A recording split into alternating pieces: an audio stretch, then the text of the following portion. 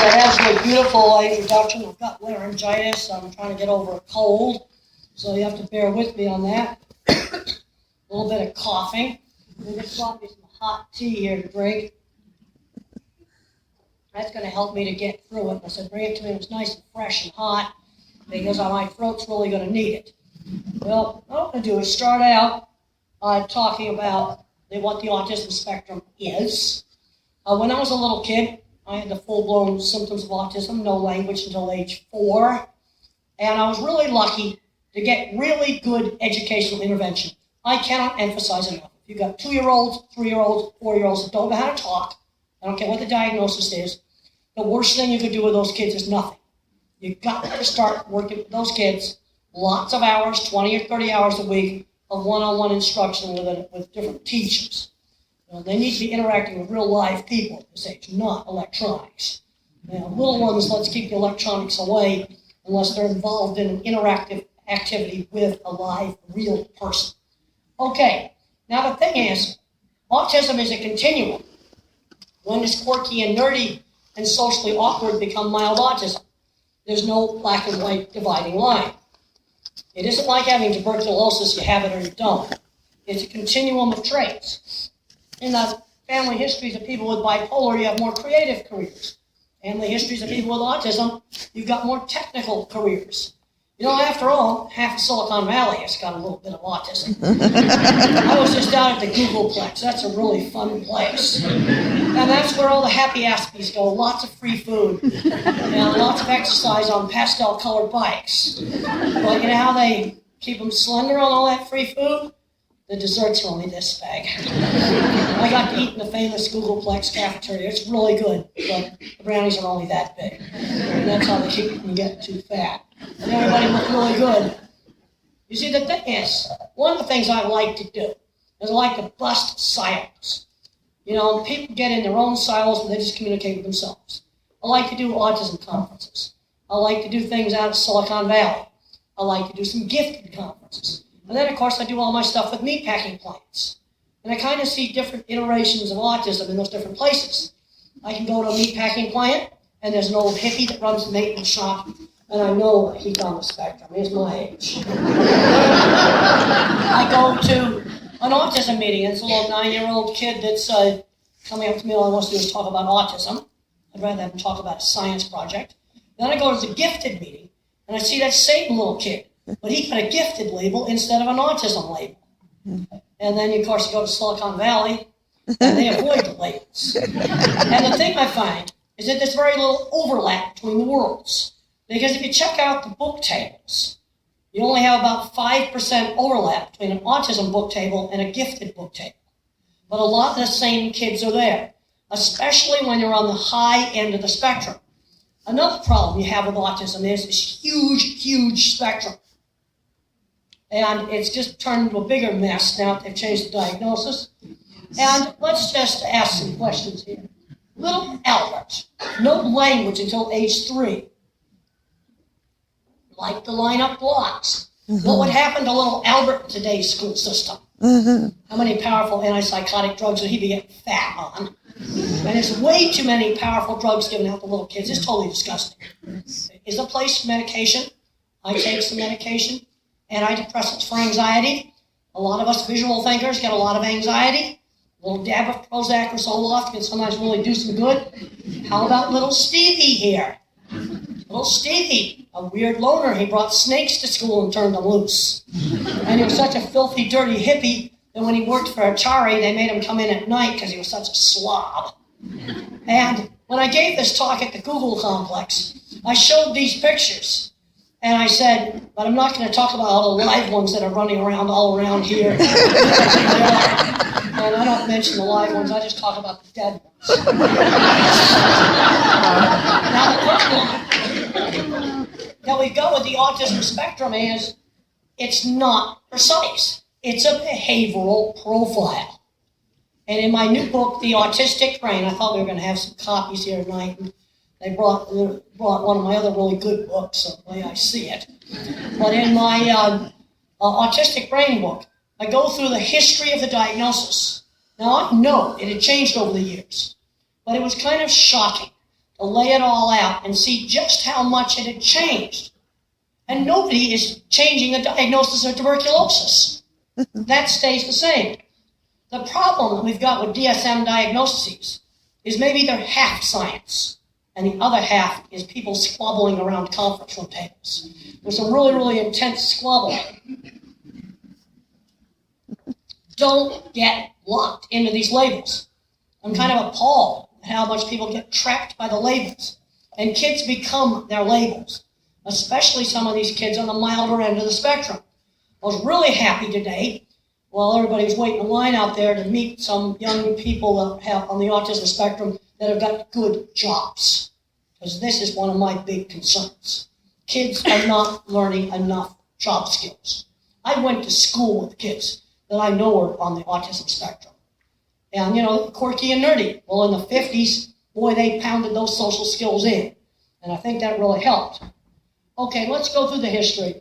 Okay, in 1943, 50, they thought it was all psychological, refrigerator mothers, all that kind of garbage. It was all, psychological. And then they were mixing it up with schizophrenia. I mean, you're talking about a real mess here. Then in 1980, they actually came out with a label that actually made some sense. You had to have speech delay and onset before 30 months. That would have been me. Then in 1987, they went and added PDD-NOS, pervasive developmental disorder not otherwise specified. I don't know what that means. And then in 1994, they added Asperger's syndrome. So now you could be on the autism spectrum with no speech delay. So autism had speech delay. Asperger had no speech delay. And then in 2013, they really made a mess. They got rid of all of the speech delay stuff. Everything's all blobbed together in one big sloppy spectrum. I don't think that's what they intended. I think they intended the Asperger kids to become social communication disorder. But nobody's going to get that diagnosis because nobody funds services for that. So you're getting a kid just like Steve Jobs Jr. labeled autism, and that's getting put in the same basket with somebody that has much more handicaps. When the kids are little, they all need that early intervention. But then they kind of merge off into different groups. And don't get locked into labels. I like silo busting. It's really, really cool to go to the Googleplex and then come back here. Now I see kids there. I talked to one, of course when they're in their 20s, they're kids, but I talked to one programming guy, and he told me that he had face blindness. Well, that's one of the main symptoms of autism. They don't like the A word. They get worried. I'm getting worried on some of these smart kids, on quirky kind of kids that are having trouble in school, getting these labels. And one of the worst things the schools have done, and I don't think they've done it here in Peoria, but they've done it in other parts of the country, is taking out all the skilled trades classes. Cooking, sewing, woodworking, art. We have a huge shortage of diesel mechanics. Maybe not around here with Capital. Really There's huge, huge, huge shortage. And if I hadn't had things like art when I was a kid, I would have gone nowhere. Art and sewing, that's what made school worthwhile. And I know people in the meat industry that they do metal fabrication. I know they're on the spectrum. These were the kids that had all kinds of trouble in school. And they were saved by welding class. They know a lot of those are good jobs. Maybe about 25% of the kids that are really messed up in high school, skilled trade would be where they need to go. Not all of them. There's some where that's not appropriate. But some of the ones like me, it's appropriate. Okay, genetics. Autism has a really strong genetic basis. It's a real complicated genetics. Lots of little variations in the code. It's not simple. It's not the simple stuff you learn in biology about mental. Now the thing is, only 2% of your genome actually makes you or makes an atom. What's the rest of the DNA do?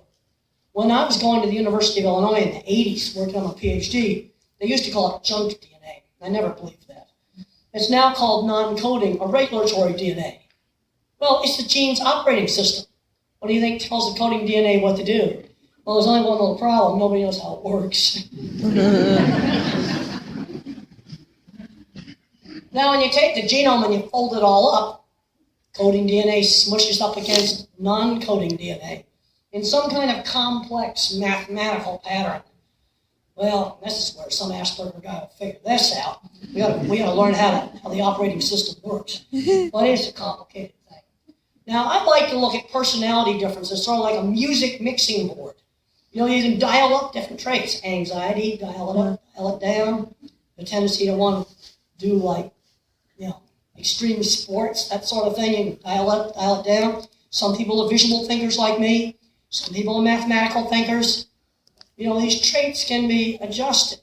There's a point where being socially awkward and geeky is just part of normal variation in personality. At what point does something become an abnormality? Somebody has got ADHD, they're constantly searching. I was talking to an airline pilot just the other day. A little ADHD is good because they constantly scan. I've actually tried flying a plane, and I was like locked onto this instrument. I wasn't looking out the window. That is not very, very good. So you've got to be looking around at different things.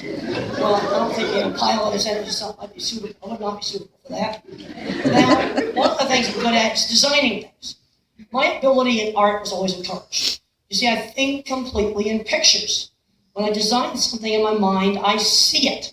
This is one of my curved cattle handling facilities. As the cattle come around the bend, they think they're going back to where they come from. It's using animal behavior. Now, I used to think that everybody thought in pictures. I didn't know my thinking was different. Until I started asking people, think about a church steeple, how does it come into your mind? And I was shocked to find out that a lot of people get this vague, pointy thing. But you see, for me, there is no generalized one. There's only specific ones. The normal mind that thinks in words overgeneralizes. I just was doing a talk today in an education class, and there's a tendency to go, oh, the kid has autism. What do you do for kids with autism in the classroom? Okay, the little ones, it's lots of early intervention. But you got a 7-year-old, well, what does he do? What kind of problem does he have? Can he read? Can he do math? Is he fidgeting? Is he running around the room? Is he kicking and screaming? What is he doing? I've got to have a lot more information.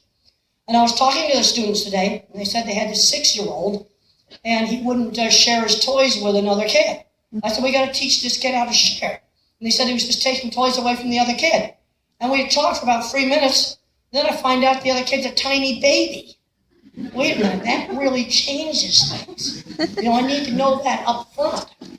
You see, that's a tendency to overgeneralize and not get all the information. Now, I used to joke around that I had a huge internet circuit going deep into my visual cortex. It turns out I've got a really big circuit there for visual thinking. And here's one of my drawings. One of the things I learned very early on is when you're a weird geek, I had to learn to sell my work rather than myself. And I'd show people my drawings, and then they would take me seriously. Okay, if your kid's good at art, get the artwork on the phone, where you can show it to people. And this is a great projector. I want to commend the college here on having a really nice projector, because sometimes it's really a horrible one. That shows the drawing really nicely. People didn't want to talk to me, and I was weird. But when I showed them my drawings, then I got respect.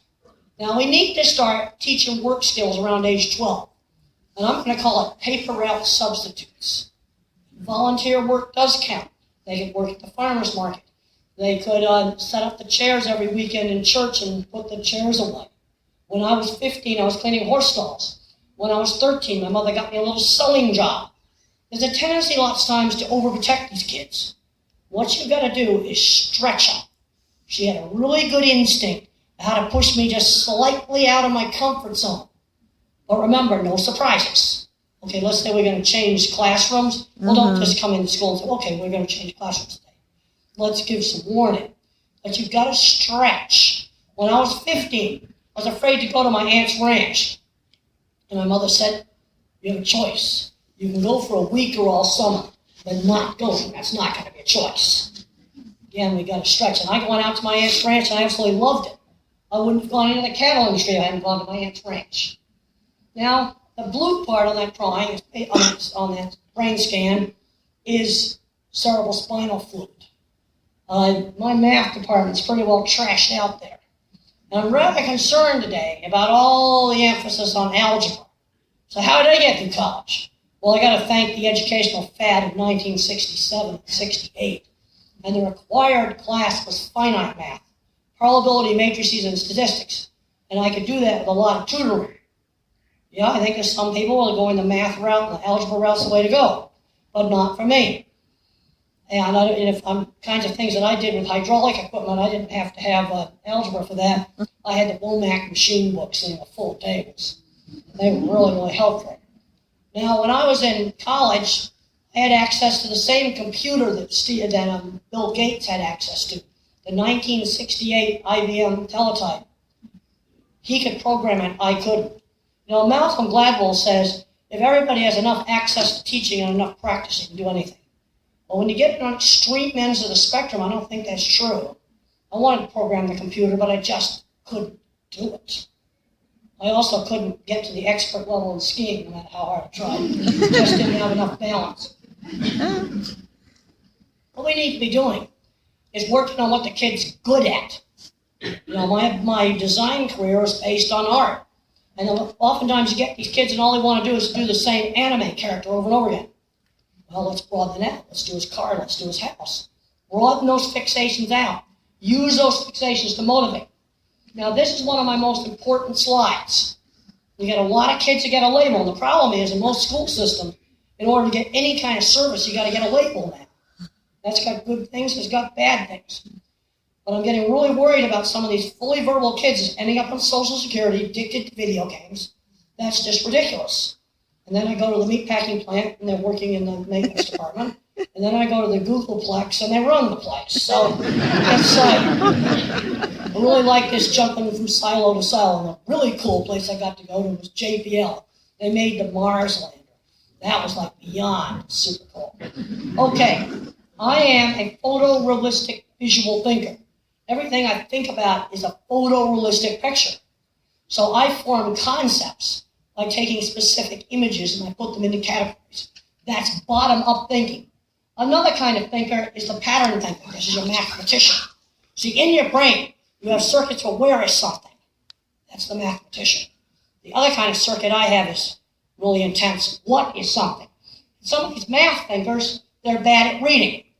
I've heard some very bad situations where they put the kid in special ed and he's not allowed to move ahead in math. That's wrong. If that fourth grader can do college math, you bring a college math book into the classroom and let him do a college math book. Then you've got the guy, the verbal fact thinker. They know everything about history or some favorite subject. Some of these kids are good at writing. Now the thing is, they've got to learn how to use these skills to do tasks that other people want. Also, they've got to be taught turn taking. That was taught to me when I was young with board games. A lot of these kids are poor sports, sore losers. I was all of those things. And I had to learn how to take turns. And I got in trouble for being a sore loser. That was not all right. Cheating at games, that was not allowed. I can remember, we used to play a cheesy board, and I slid a pair of 6 dice into the cup and slid them out. It was made very, very clear that was cheating. That was not okay. And then some kids are an auditory learner. Then when it comes to reading, you get an argument about phonics or whole word. Teach both. I was a phonics learner, but there's other kids that are a whole word learner, and you're going to mess them up with phonics. You need to do both. Now there's evidence, because now today we have to have scientific evidence. And when I was working on the autistic brain book, I found these great studies that backed up my observations about the object visual thinker, me, and the mathematical thinker. There really are these different thinkers, and there's brain scan research that shows that this is true. I was very happy to see these studies. I was kind of disappointed that they were 10 years old. I think sometimes there'd be a little much PC correctness that everybody's totally the same. There's a wide range of skills, and there's a lot of plasticity here in the middle. You can move it back and forth. But you're not going to make me an algebra specialist. That's just not going to work. Now, let's show you the 2 ways to do the math, the verbal way and the visual spatial way. And there's some people who go, well, this kid doesn't show his work. I don't think you get it through his head. He thinks differently.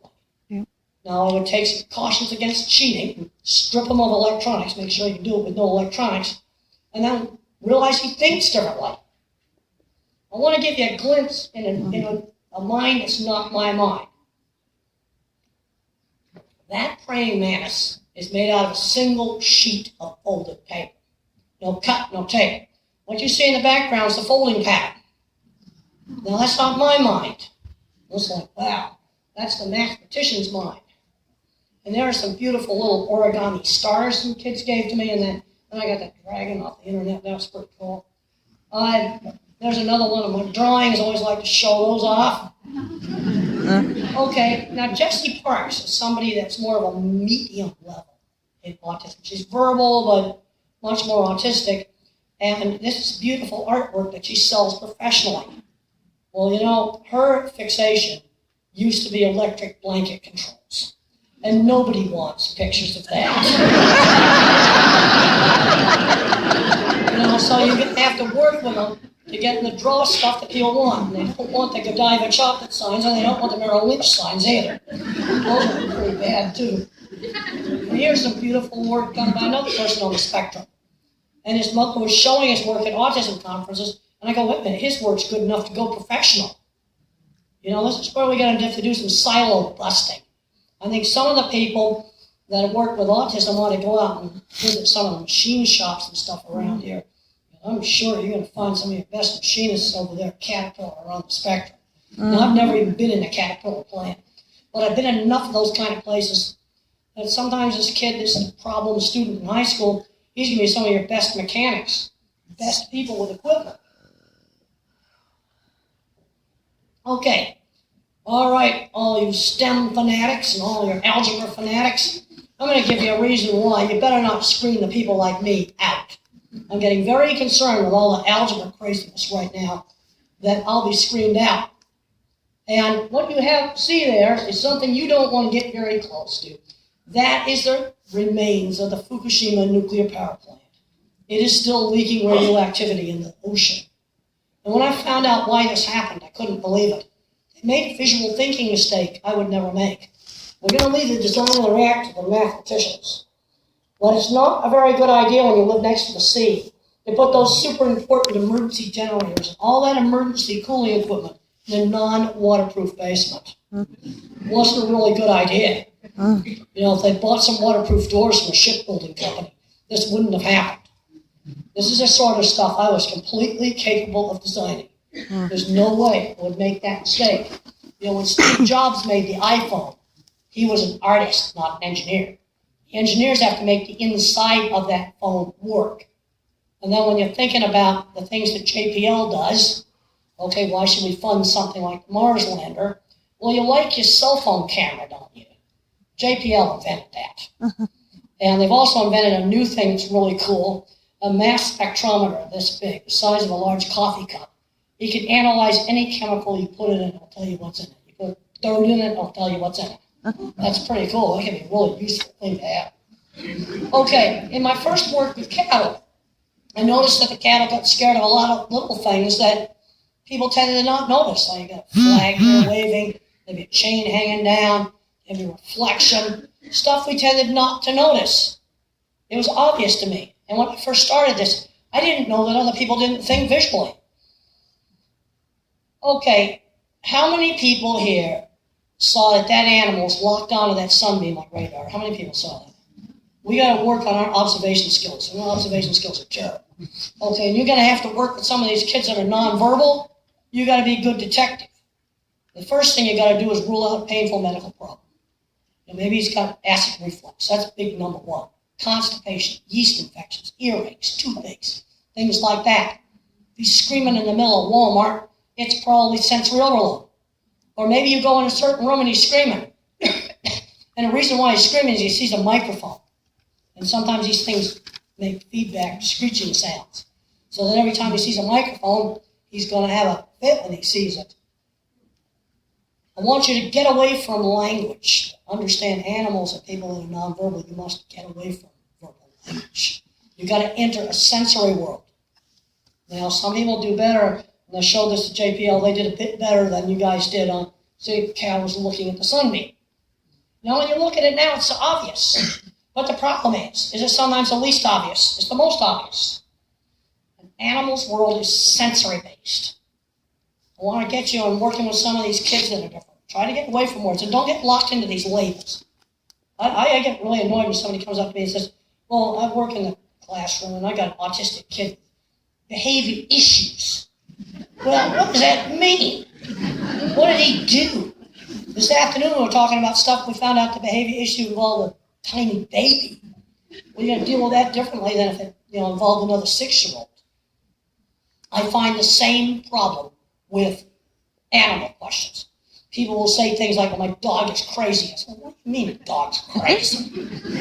Now I'm visualizing things, a cute little poodle jumping on somebody because he's all happy and wagging his tail, or maybe a Rottweiler that rips somebody's hand off. Maybe that's both the dog is crazy. Well, you see, those are very, very, very different things. Now there's evidence that language covers up visual thinking, because there's a type of Alzheimer's disease that as language is wrecked, art comes out. There's a new book coming out by a guy who got in a bar fight and all of a sudden became a mathematician. So maybe language is sort of just covering up the inner mathematician. Now I noticed he had a replica out there of Van Gogh's Starry Night, and when the mathematicians got a hold of this, they found out that he was putting in there turbulence mathematical patterns. I don't think Van Gogh realized he was doing that. This is a really important slide, another really important concept slide. My thinking's bottom up, not top down. And I'm concerned today we have too much top down thinking. We got people in government now that have never done real jobs. Come right out of college with a degree in something really awful like public administration. I'm sorry, but you shouldn't be able to get a master's degree in bureaucracy. I just have problems with that. You see, in solving problems, bottom-up thinking, you think of specific examples. Okay, let's say we did something with healthcare legislation. What would that do to Susie Q that lives in the trailer park? Then you got Jane over here who's the school teacher. You got somebody else who's a retired accountant. You see, again, I'm like looking at them at specific examples. And then I put them together into categories. Concepts are made out of specific examples placed in categories. Let's say you want to teach a kid a concept like good or bad. Well, you got to just do it with teachable moments. Saying please is being good. Waiting in line quietly is being good. Spitting on the sidewalk is bad. That's kind of abstract. Let's take words like up and down. You need to teach that with a lot of specific examples. You go up the hill, climb up a ladder, plane went up in the air. You need to use 7 or 8 different examples. Teach that concept of up. Everything is learned with specific examples.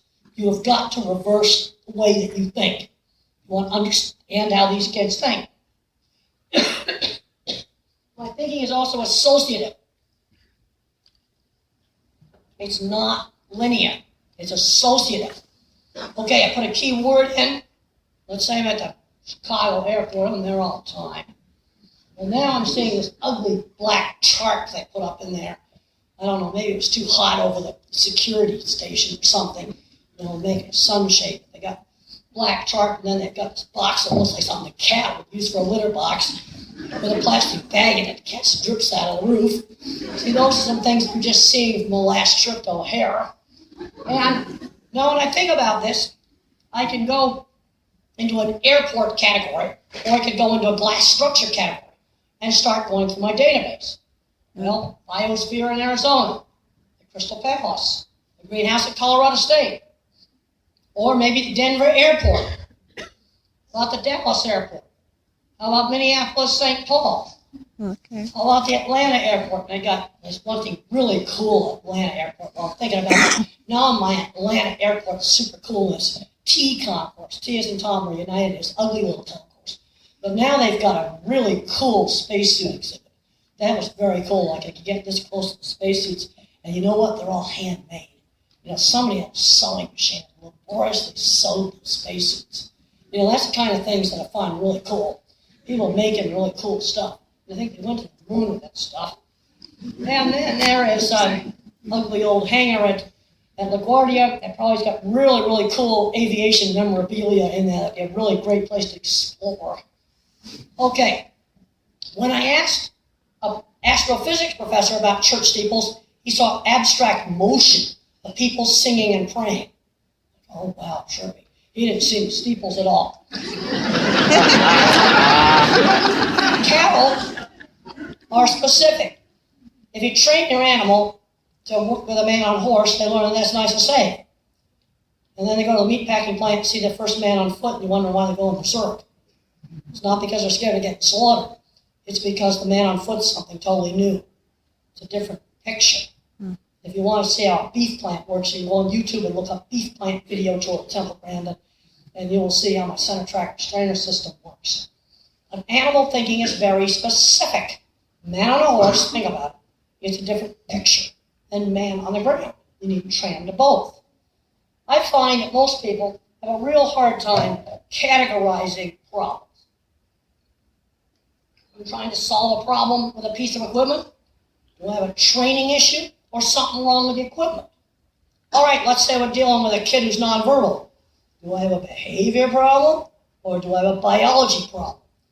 A biology problem could be a painful medical problem, sensory sensitivity, even people that are fully verbal and they can't remember long strings of verbal information, multitasking, that's biological.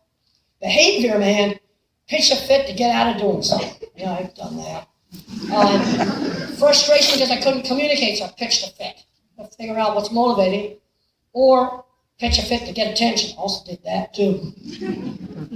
All right, there are the people in the control room. I got to sit in his seat. That's the Mohawk guy. I got to meet him, and I'm really terrible about names, but he's got gorgeous red highlights now. I noticed that. And the old hippie there, he's the navigator. You know what? He was a theater major who switched to physics. You know, this just kind of shows how what you major in, what you start in majoring in is what you become. Because I was originally a psych major, and I switched over to animal science. Now, the thing is, you got to have to deal with anger. When I was in the 9th grade, I got kicked out of school for throwing a book in a girl. And then when I went to special boarding school, I got horseback riding taken away for 2 weeks for fist fight in the cafeteria. And that's when I switched to crime. And I was still absolutely miserable. But some of these boys, if they want to stay out of jail, they need to learn how to cry. Because in good workplaces, they don't even tolerate you. You put your dukes up and threaten someone will fire you for that. You got to get rid of anger. And if you have a hard time controlling emotion, you can switch it to something else like crime. And I had a lot of social problems in the meatpacking plants, so then I'd go hide in the electrical room because they had a great sign to keep people out of there. I don't just go in there. But you got to control the anger stuff, boy, especially today. Now, I found that looking at things was more interesting than looking at people. But if you didn't have people interested in things, you wouldn't have electricity. Tesla, who invented the power plant, would be labeled autistic today. You gotta stretch these kids. We already talked about that. Stretch them just past their comfort zone. And then I had a great science teacher, mentors. And I had people in the cattle industry that helped me. The movie showed a lot of bad people, but they also were good people that helped me, like Jim Uhl, the contractor, who actually seeked me out to have me design jobs. This is where people get attracted to talent. This is why you need to make a portfolio. Okay, you get good at programming, and the right person sees that you can write code really nice, then you can get a job in Silicon Valley. And learning working skills, I cannot emphasize that enough. I'm seeing too many smart, geeky kids graduating from college and can't get jobs. They don't have any working skills. It's just terrible. I also had some entrepreneur skills. When I was getting my master's degree, I went out to the state fair and painted signs for the carnival. Boy, and I did some really freaky signs, like the Himalayan ice monster. That was like a really stupid thing. A freezer chest full of a wax dummy in a freezer chest that's supposed to be a Yeti or something like that. I painted a big sign for that. You know, that was taking a little... I just walked up to the sign painter and asked for a job. And there's a scene in the movie where I walk up to the editor of a ranchman and I get his card. I actually did that. And what gave me the guts to do that? Because when I was in elementary school, my mother made all of us kids be party hostess and party host. When she had a party, we had to greet the guests, take their coat, serve them hors d'oeuvres, but that taught important social skills. I'm seeing too many kids come up to me at a meeting, and the parents are doing the talking when the kid ought to be doing the talking. Kids are also not doing free play, where they have got to negotiate rules. There's starting to be some studies that maybe that's a really bad thing. Kids are not doing free play. And ability in art was always encouraged. Build on the area of strength. Too often we pound away on a deficit. We don't work on making the area of strength into a career. All right, here's your free classes. Udacity, and then Code Academy. I don't have up there Code Academy. That is free programming classes. You learn those things, you can go places. Now, some people get kind of discouraged about the online learning because only about 4% of the people that took these classes finished them. You know what? I don't think you need to finish them. Because when I went out, I got my Womack machine books on hydraulics and pneumatics. I had 4 books. I read the first one really carefully, and I used the other 3 for reference. But that's all I had to do to do my work. What they need to do is go back and find out how many people went on Udacity, learned enough programming to do something at work, where it really helped advance them. I'm going to bet you that's a lot of people. Because I had no reason to take the entire Womack course. I didn't need it. Okay, but there's all kinds of fabulous stuff online. The thing I'm seeing today is there's all this fabulous stuff online and people aren't using it.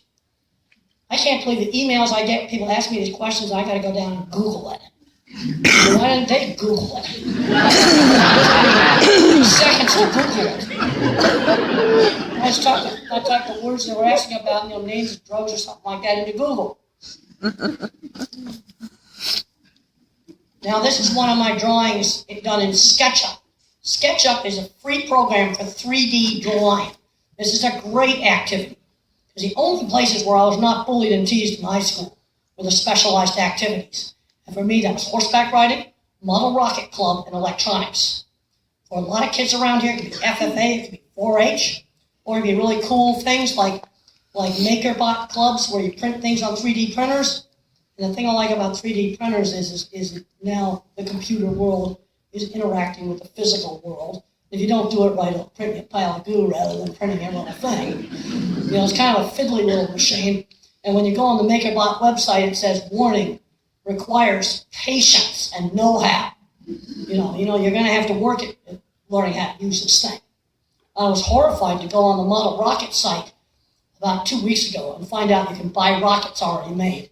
That is not the point. You have to build your rockets. And that's something you do with the other kids. Here's some other great online science stuff. And when I was not studying in high school, I was doing things like remodeling our ski-tow house. I was at this boarding school for about 4 years, and the first 3 years I was there, I did 0 schoolwork. But boy, did I learn work skills. I think Mr. Patey, the headmaster, kind of had a good instinct there. But I'm seeing too many kids today becoming recluses in their room. That was one place where that was not allowed. When I didn't want to go to movie night, he gave me a choice. I could sit in the audience or I could be the projectionist, but not going. It's not going to be an option. I had to show up for classes even though I didn't study. I'm seeing too many kids that get anxious and they become a recluse. Some of these kids may need to take a little Prozac or something, one of the antidepressants. And if you know somebody has a lot of anxiety problems, they might want to read Thinking in Pictures and read my chapter called A Believer in Biochemistry, where I described my experiences with medication. Mentors. I had a fabulous science teacher. There's all kinds of retired people now. You got all kinds of mechanical people, from the Caterpillar plant. You need to tap into these people. And I was really happy to talk to one Asperger guy that's doing machine shop stuff. That's just really great. Now, the skilled trades are not for everybody. The word thinkers, they're not going to like skilled trades. But you got a lot of stuff around here. But if you don't expose kids to that stuff, they're not going to get interested in it. You got to expose them to it.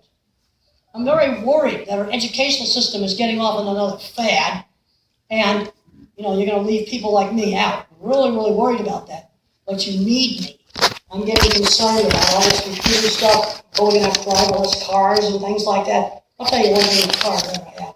It better have an absolute off switch. When I press this button, it disconnects the battery mechanically. So there's no way that the computer can override it. It just pulls a switch on the battery. Okay, I think taking hands-on classes out of the schools is the worst thing they ever did. The other thing that's bad about taking these classes out is they teach practical problem solving today. We've got people going into government now where it's all too abstract. Let's get some animal issues. Instead of having people that are hands-on trying to fix problems with animals, they all become lawyers and sue stuff. They're not working on how do you fix things. We got to figure out how to actually solve problems. Politics, like, totally disgusting. I couldn't believe the stuff that went on, closing down bridge lanes. I'm a bipartisan trasher stuff. What are these stupid kids that are AIDS thinking about? They shut down bridge lanes and make a traffic jam on purpose. Why would you do something like that? I think that's getting too far away from real world. Okay, here's the things that just absolutely saved me, were the hands-on classes. We need people in this country that can do real things. And get into other parts of the country, we've got shortages.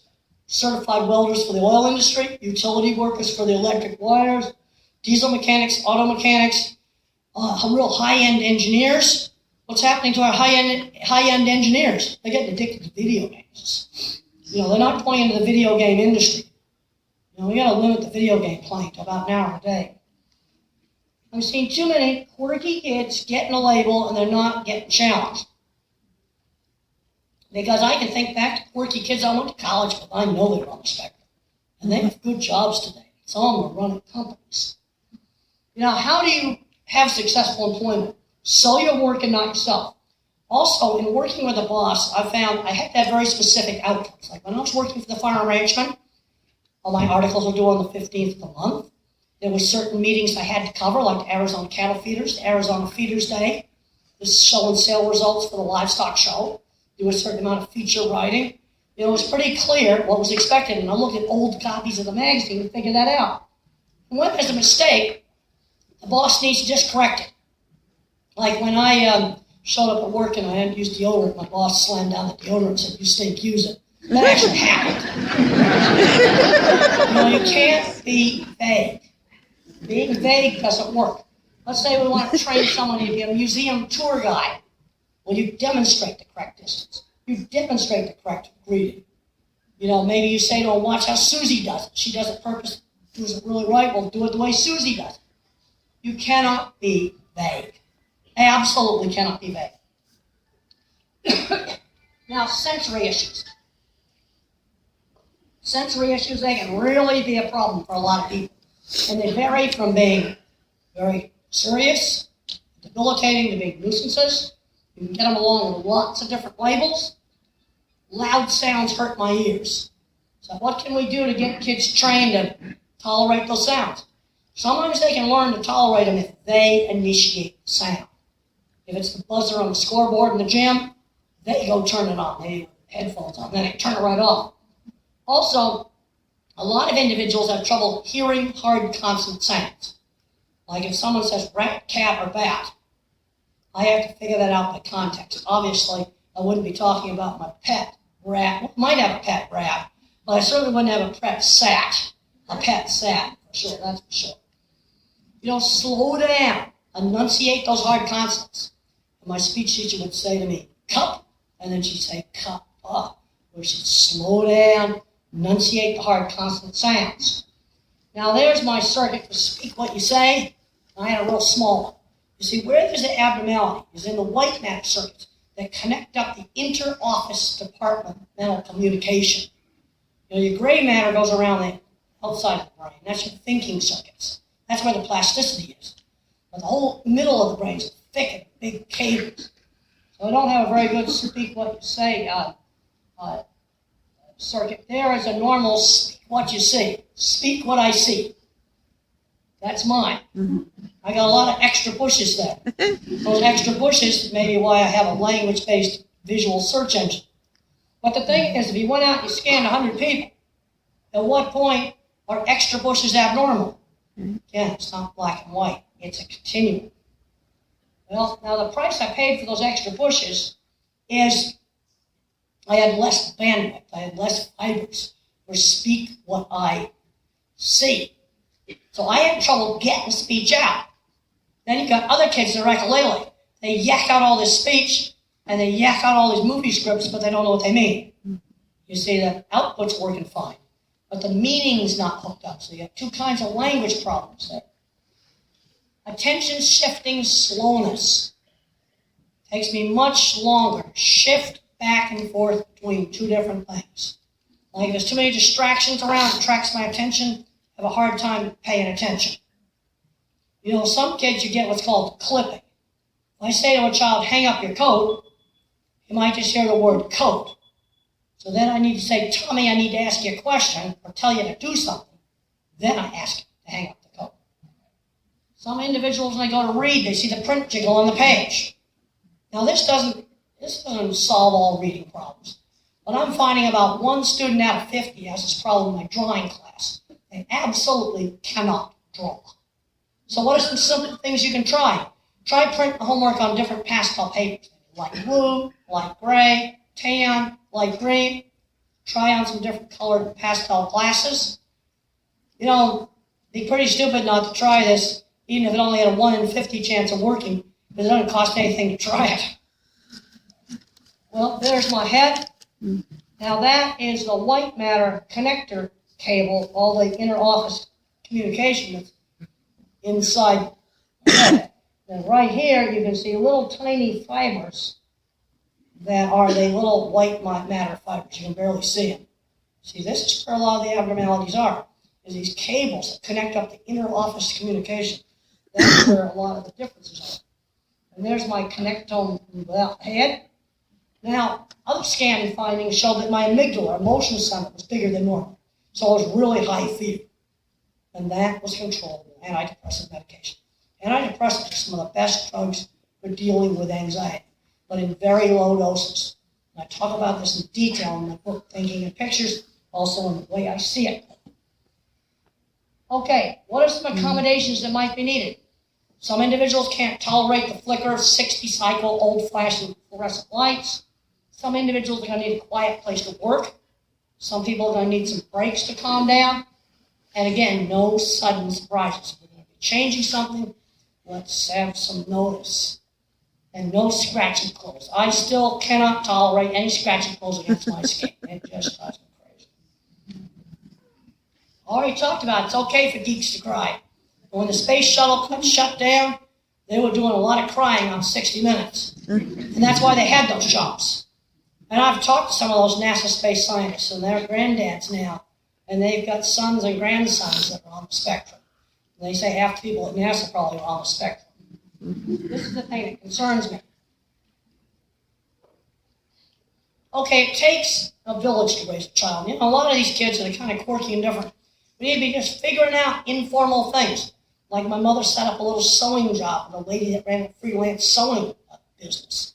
These things can be easy to do. Tap into some retired people that teach a small engine class to junior high school kids. You know what the price of old lawnmowers is? They're free. There's all kinds of stuff like this. Or somebody come in and teach art, or teach cooking, or sewing, or just all these sorts of things. Now you have a child with very severe autism. See, this is a problem we have. One end of the spectrum, we kind of got the geeks and the nerds. People, and some of them we go to the Googleplex. And then at the other end, you've got very, very severe that are going to need to live in a supervised living situation. And now the new total muddle of the diagnostic thing we've got now, they're all on the same spectrum. It's just a real mess. And I don't think that's what they intended, but that's what's happened. And those people need respite. There's a lot of things they need. The problem is as they grow older, the different individuals on the spectrum need different kinds of services. People need to get out of the silos. The first thing that you got to do is not get locked into the words. Autism, dyslexia, ADHD, whatever. Don't get locked into those words. So being a visual thinker, I see the kids. So I'm going around different conferences and I see the kids. There are specific examples. And there I am with my mother. And she had a really good sense of just how hard to push me, just how much to stretch me. You know what I'm saying? A lot of kids today that aren't getting stretched enough. And there are some books. And what I want to do right now is I want to have plenty of time for questions.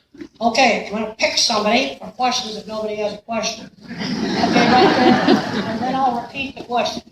How did the movie change your life How did the movie change my life? It made it a whole lot busier, that's for sure. I think they did a really super good job with the movie. Emily Gerson Sains, the producer, is the mother of a severely autistic child, and she was the brains behind the whole thing. And it took them 10 years to put the project together because they had to get the right team to know what to do with the story. And I think they did a great job. All my projects are accurate, visual thinking shown accurate. There's things they had to change, but the important stuff is clinical accuracy. It shows autism accurately. And it's sort of like, for me, was going back into the 60s and the 70s time machine. Okay, right here. I have a daughter that's nonverbal. And what How old is she? She's 8 years old. 8 years old and nonverbal. Okay, I've got to repeat it.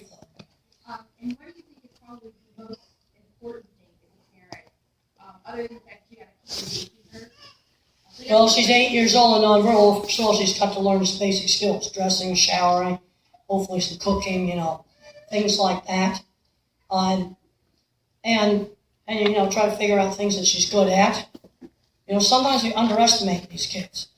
If you're working, you might want to read some of the books. There's a book called The Reason I Jump. It's #1 on the Amazon autism bestseller list. A Japanese boy that's nonverbal. There's Tito's How Can I Talk and My Lips Don't Move. Those are 2 excellent books. You can really get a sense of what kind of the world that a nonverbal person is living in, all kinds of sensory jumbling. Anybody that's working with nonverbals past age 5 needs to get those 2 books. The Reason I Jump, and the other one is called How Can I Talk If My Lips Don't Move, and they're available on Amazon or you can order them locally. Okay, I'm going to fix, the back there. I have a 13-and-a-half-year-old grandson who's going to move this summer from Springfield to Champaign, and he'll be in high school. To be in high school, you got to make it quick because other people can't hear you. Okay, yeah. 13-and-a-half-year-old grandson that's going to move and is going to be in high school. He still is talking about all the children's movies. Well, this is a problem. You get lots of times people on the spectrum are interested in things that would be considered kind of babyish. What tends to happen on the high school stuff. High school was a big disaster for me. And there's some of these kids where they need to go right from being a child to being a grown up. Because to be perfectly honest, socializing with teenagers is not a life skill that I need. It really is not. And I think the biggest thing we got to worry about with the 13-year-old is they need to start learning some work skills. But there's some kids that do great in high school because they get in with a special interest thing. I've talked to parents, the kid was in choir and in band, and that was working great. Or he was in a robotics club, or he was in a math club, or some other thing like that where there's a shared interest. What tends to happen in the high school is either a big disaster, or in some cases they can work out really well. And 13 years old, that's when I have a sewing job 2 afternoons a week. What? He does have work skills. Good. Well, the thing he needs to do about children's movies is let's just enjoy those at home and not at school. And then I remember talking to a parent where this one kid really liked Power Rangers. And he wanted to wear a plastic Power Ranger around his neck. Well, put it on your keychain. You can have weird junk on your keychain, but Power Ranger on the keychain. Then that's perfectly okay. But around your neck really looks weird. Unless he's a real tiny one and he's on one of those ID card holders. That might be okay. You see, now I'm visualizing that when I see that. Okay, right here. It's more of a you question, but who was one of your motivation as a person? What motivated me? Well, one person was my science teacher, Mr. Carlin. He was a retired NASA space scientist. He was not an accredited teacher. And he was one example of a creative kind of person. And he ran the Model Rocket Club and, taught really cool science class. Got me interested. This is where these mentor teachers can sometimes really, really make a big difference. Because I went from note studying, where in the last year in high school I knuckled down, and then when I went to college, I did not have all the organizational problems that some of the kids were having, and problems with things like interrupted classes. Because I kind of learned that Okay, you can ask 2 questions in every class and that's about it. You know, that gets back to the turn-taking thing. You know, the problem I had at college with all the social stuff in the dorm, now sure, it wasn't the classes. Okay, right here.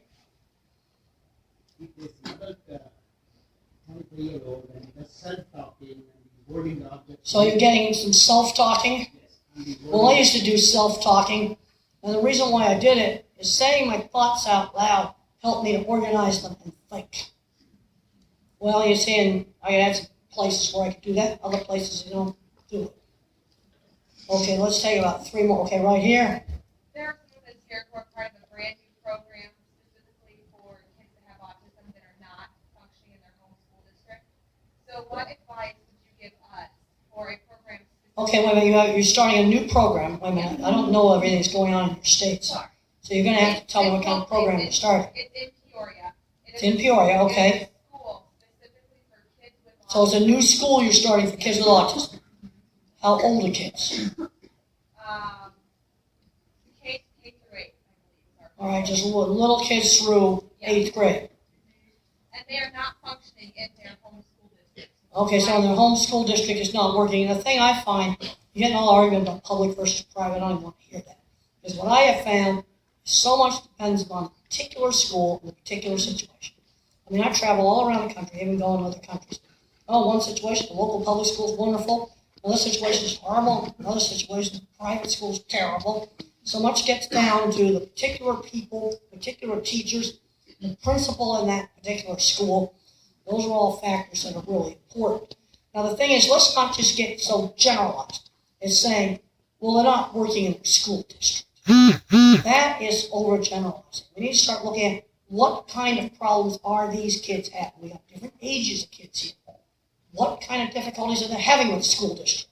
Don't just get into a blanket, oh, a school district's bad, it's not working. That's too general.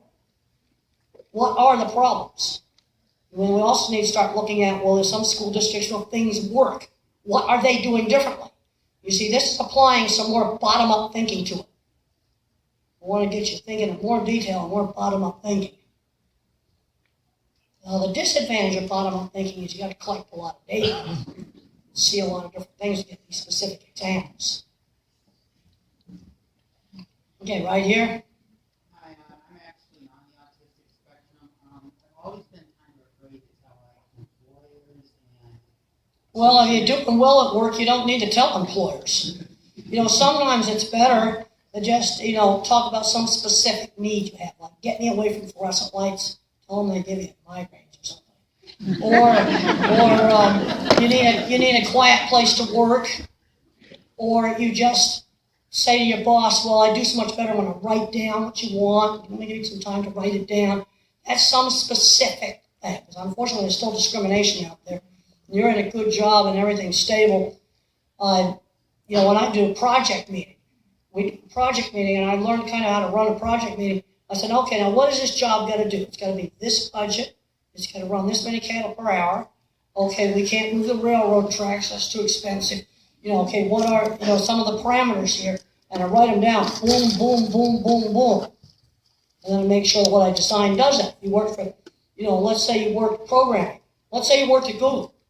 Well, if your boss just says, well, we should develop some new software, something really vague, that doesn't work. And then, then you say, now, okay, I've got to develop an app for a phone that does a certain thing, and it's in this programming language and uses this much memory. Okay, that's something specific.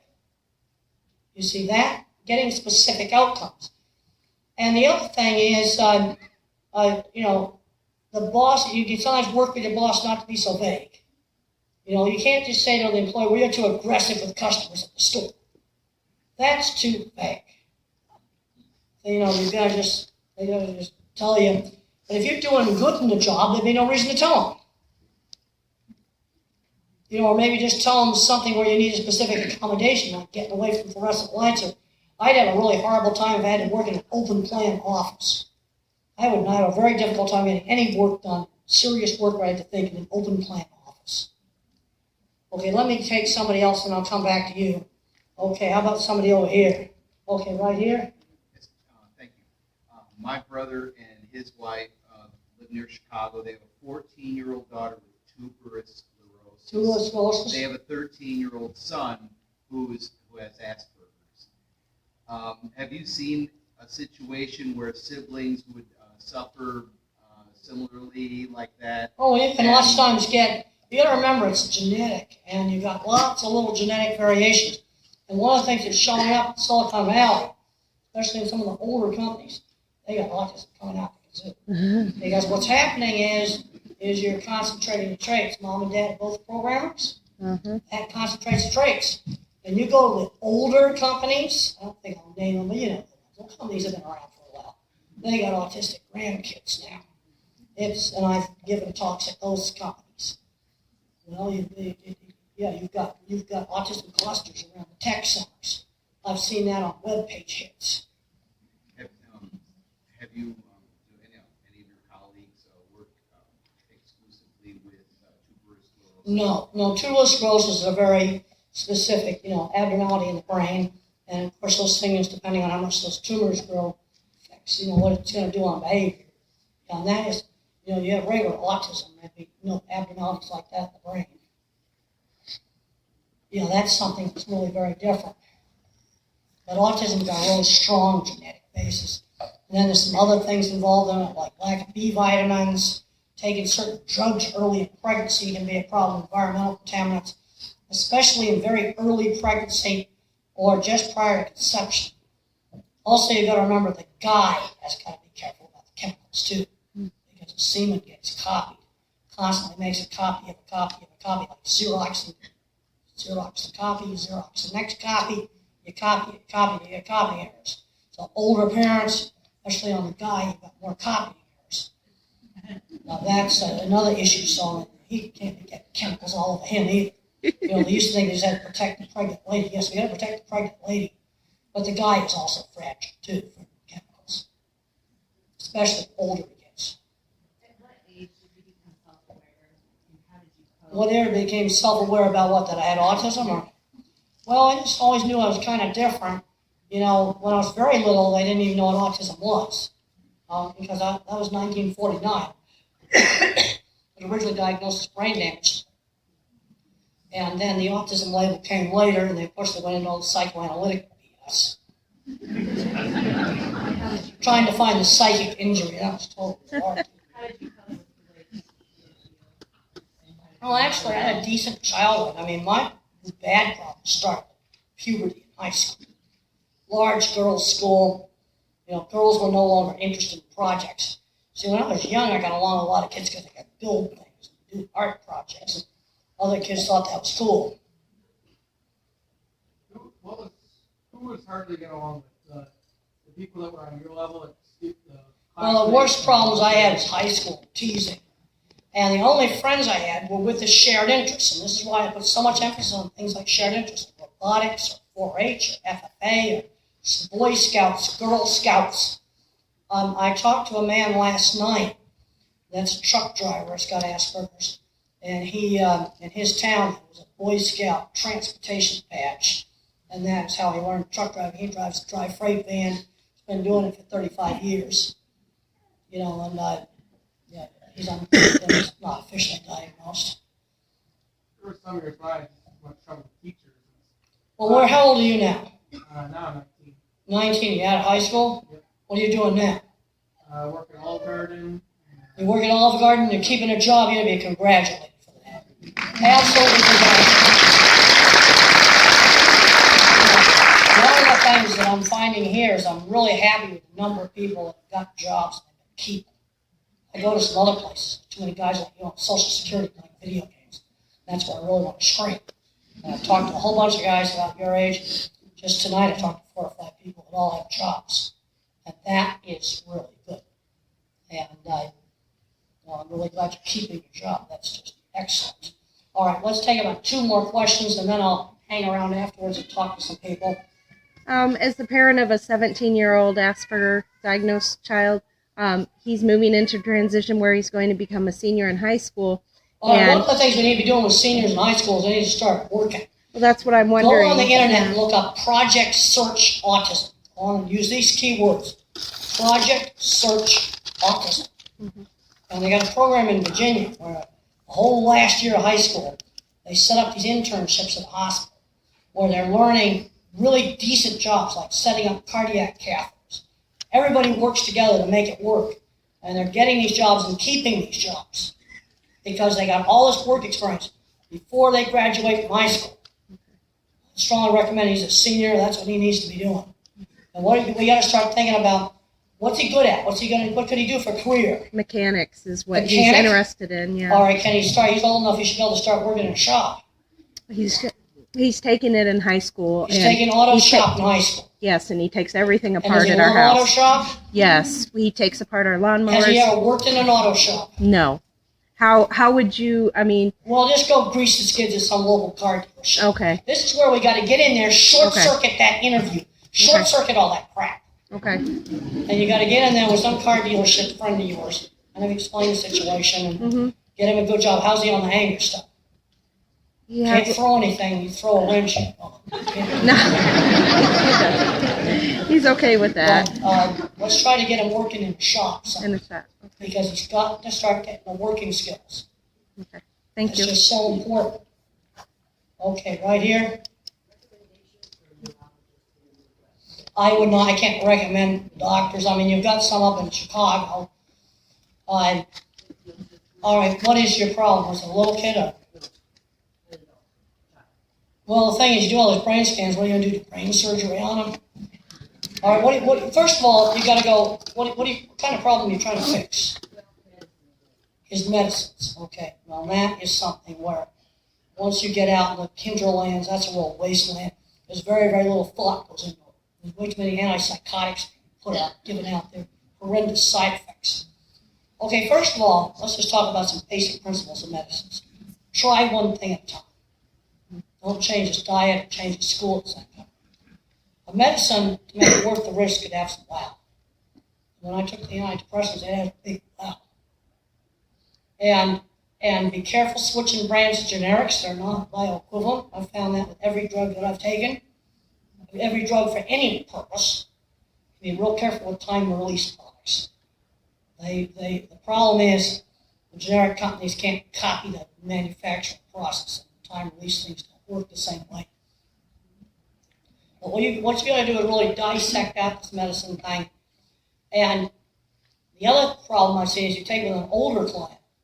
Maybe he's on two old things, maybe kind of old-fashioned things, and he's real stable. Oftentimes it's better off not changing. I've had doctors trying to change the ancient old stuff I'm on. Well, if it ain't fixed, ain't broke, why are you going to fix it? I know there's a Dr. Cook up in Chicago that's decent. I hope he's not retired. I think it's Ed Cook. What kind of problems do you have?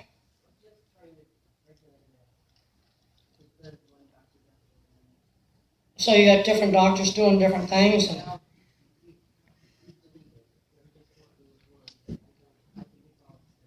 Well, the problem is that a lot of this giving medication is sort of controlled experimentation. Mm-hmm. You carefully try different things. And the mistake that gets made with medication is every time there's a crisis, they just throw stuff at it. Yeah. And you end up with somebody with 8 or 9 different things. That's just totally crazy. You get somebody walking around as a drug zombie, they can't function. You need to figure out sort of the few things that work. Antidepressants tend to work really well for fear and anxiety. Antipsychotics in low doses can work well for some of the irritability, aggression stuff. Then the epilepsy drugs, they tend to work for rage out of the blue. It's actually psychomotor seizure, which you're going to have a horrendous time trying to find it. So you might want to just experiment with one of the epilepsy drugs. See if that works. But then you got to do the blood samples here, which is pain. Then there's the old blood pressure meds, like the beta blockers. Yeah. They sometimes work well for hot and sweaty rage. Now, I've got, the Way I See It book has got a lot of medication stuff in it. There's a new Future Horizons book that's just come out on medication. In fact, there's 2 books. There's one, I can't remember the title of it. It's on the floor in my bedroom. I can see it. I can't remember the title. And then they have another one called Hope for the Violently Aggressive Child. Those are 2 books from Future Horizons that are just on medications.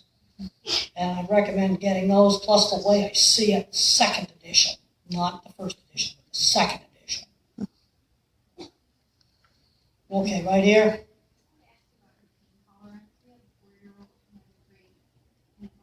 So is this 4-year-old, he's not injuring himself though?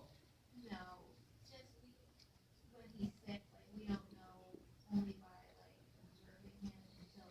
So when he's sick, he kind of doesn't let you know he's sick. Yeah, or he'll get hurt and other kids would cry or, It's Well, I not- think another thing is, okay, this is a kid that gets hurt, doesn't cry.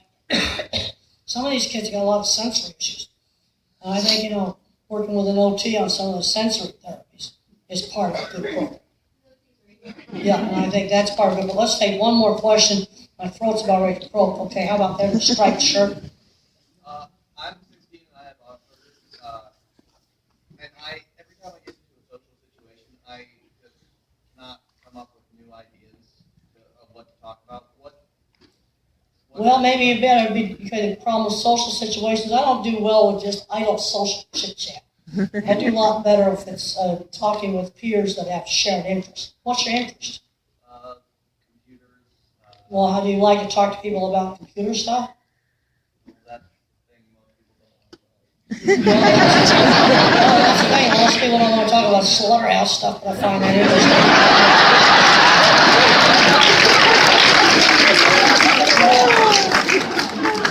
I would try to get, in with social peers where there's shared interest.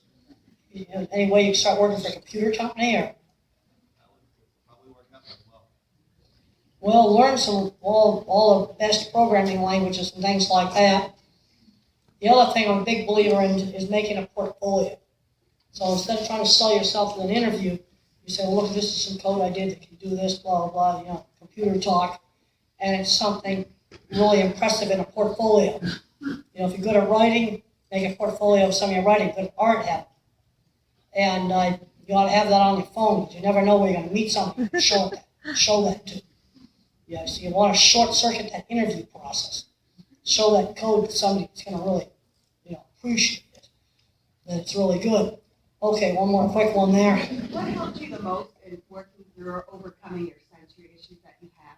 Overcoming sensory Yeah, issues. your sensory defensiveness, whether it's sound or touch. What helped you the most become aware of that and how to work through it? So you Well, some of the sound sensitivity stuff, you get over that just, where you can initiate it. I still have problems with scratchy clothes. My sensory problems are not the real intense, totally debilitating ones. I mean, there's some kids that never can tolerate going into Walmart. It's just, total, complete meltdown. The squeezing machine, one of the reasons why I built the squeezing machine, when I got into puberty, I had all this anxiety. And I found out that the pressure helped calm me down. And there's some individuals that are highly anxious that are pressure seekers. I want to emphasize that does not work on everybody. Another really important thing is tons of exercise. I do 100 sit-ups every night. And if I don't do those 100 sit-ups every night, then I have trouble sleeping. Also, some other things that can help, things like omega-3 supplements. There's getting me quite a lot of research, those are helpful. I sometimes take a magnesium supplement when I can't sleep. Sometimes that helps me, it's placebo, but I think it sometimes helps. Okay, well, I want to thank everybody for coming.